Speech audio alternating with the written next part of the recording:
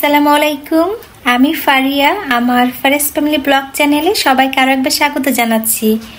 কাছে এবং দূরে যে যেখান থেকে আমার ভিডিওটি দেখা শুরু করেছেন, আশা করি সবাই আল্লাহর রহমতে ভালো আছেন, পরিবার পরিজন নিয়ে নিরাপদে আছেন। আলহামদুলিল্লাহ, আমি আমার পরিবার পরিজন নিয়ে ছানাপোনা নিয়ে ভালো আছি।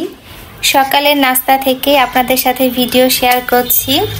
নাস্তায় খুব বেশি কিছু ছিল না, ওই যে রুটি ভাজি চা এইসব আর কি। তো আমি আর আফসির আব্বু অফ ক্যামেরায় সকালে নাস্তাটা করে নিয়েছি। আফসি খুব বেশি কিছু খায় নাই, ডিম পোচ খেয়েছে। আজকে আমরা একদমই হুট করে ঢাকা যাব।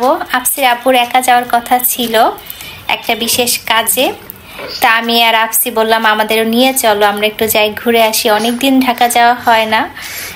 তো একদমই প্ল্যান ছাড়াই হুট করে রেডি টেডি হয়ে কোনো রকম নাস্তা করে ব্যাগ বুচকা গুছিয়ে আফসির আব্বুর সাথে কিন্তু আমরাও ঢাকা চলে গিয়েছিলাম। এক সপ্তাহের জন্য ঢাকা থেকে ঘুরে এসেছি।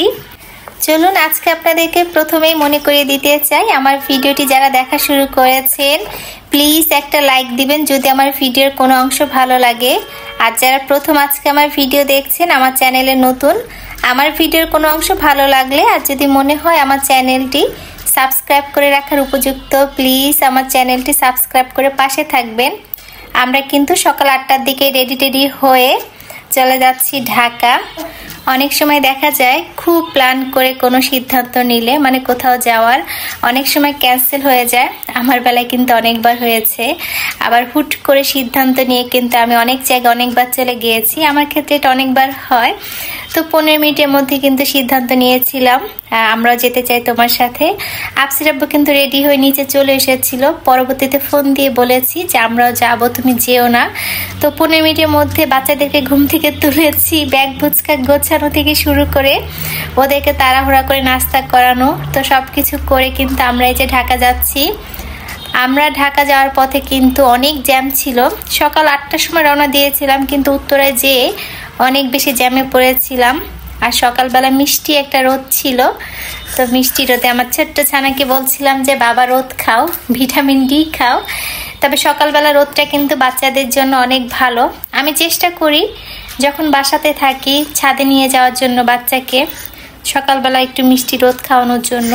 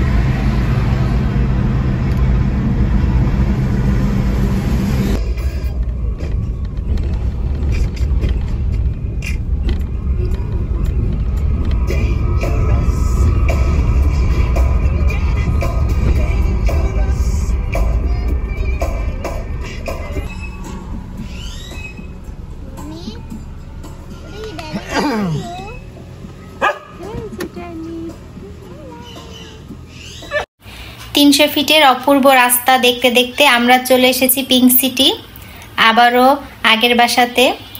তো চলুন পিঙ্ক সিটির এই বাসাটা আপনাদেরকে একটু ঘুরে দেখাই। ডুপ্লেক্স একটা বাড়ি, খুবই সুন্দর, তবে এখন কিন্তু ভীষণ এলোমেলো দেখতে। কারণ বাসাটাতে কিছু কাজ চলছে, রঙের কাজ, এছাড়া কিছু কাজ আছে, যার জন্য চারিদিকে খুবই এলোমেলো অবস্থা। আবারও আমরা আগের বাসাতে বলার কারণ হচ্ছে বিয়ের পরে কিন্তু আমি প্রথম এ বাসাতেই আসি, মানে গৃহপ্রবেশ যাকে বলে। তো আমার গৃহপ্রবেশ কিন্তু এ বাসাতেই হয়। তো এটা হচ্ছে আমার বড় ননাসের বাড়ি, ডুপ্লেক্স, একটা কোটি টাকার বাড়ি।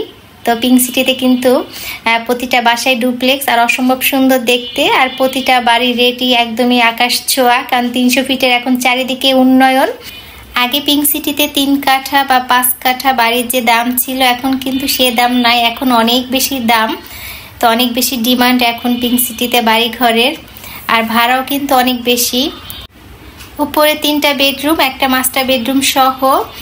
তো খুব একটা গোছানো না, কারণ আমার ননদ থাকে, ননদ অফিস করে, সকালে চলে যায় আর রাতে আসে। তো সেইভাবে কোনো কিছু গোছানো নেই। আর এখন তো মিস্ত্রিতে কাজ করছে, চারিদিকে এলোমেলো অবস্থা। তো মূলত আফসির আব্বু এসেছে যে এখানে কিছু কাজ করাবে, সেজন্য।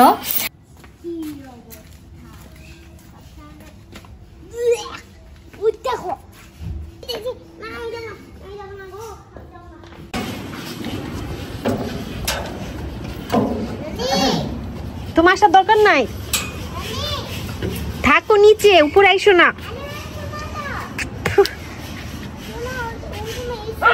ওই রুমে যেও না।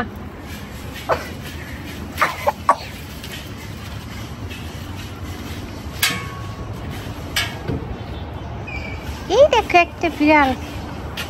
হ্যালো, আপনি এখানে শুয়ে আছেন? টেরিসে হাগু টাগু করে এখানে শুয়ে আছেন? হ্যাঁ, আরে বাবা, আরে বাবা, এই জি, হ্যাঁ, তুমি টেরিসে হাগু করে এখানে শুয়ে আসছো?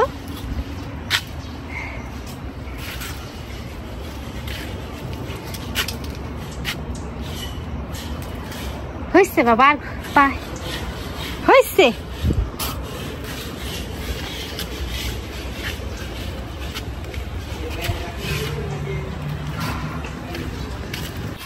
বিয়ের পরে আমার 7 বছর পিঙ্ক সিটিতে কেটেছে, সুখ দুঃখ নিয়ে অনেক অনেক স্মৃতিতে ঘেরা কিন্তু পিঙ্ক সিটির এই বাসাটা।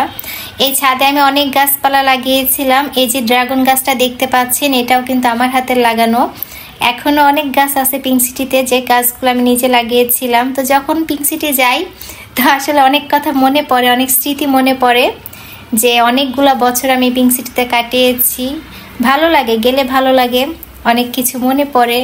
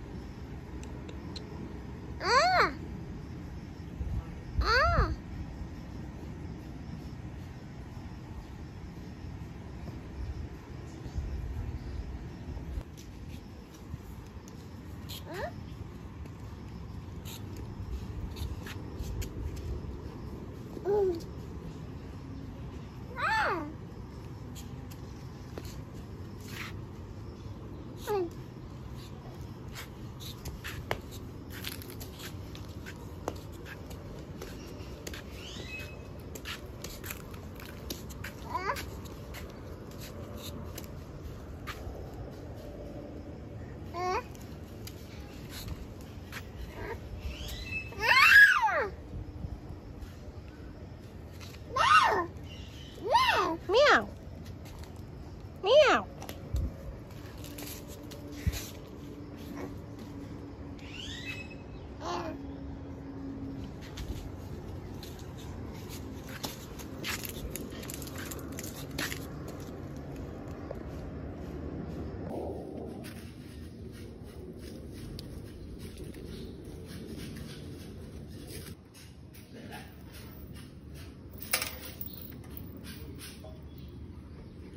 No.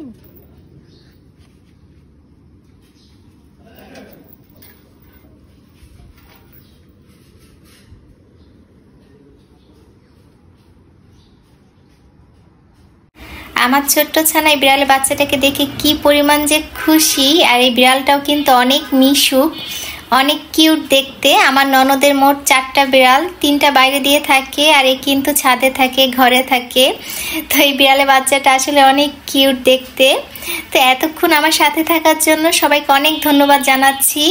Faris family blog channel থেকে আমি ফারিয়া সকলের সুস্বাস্থ্য দীর্ঘায়ু কামনা করে আজকের মতো বিদায় নিচ্ছি।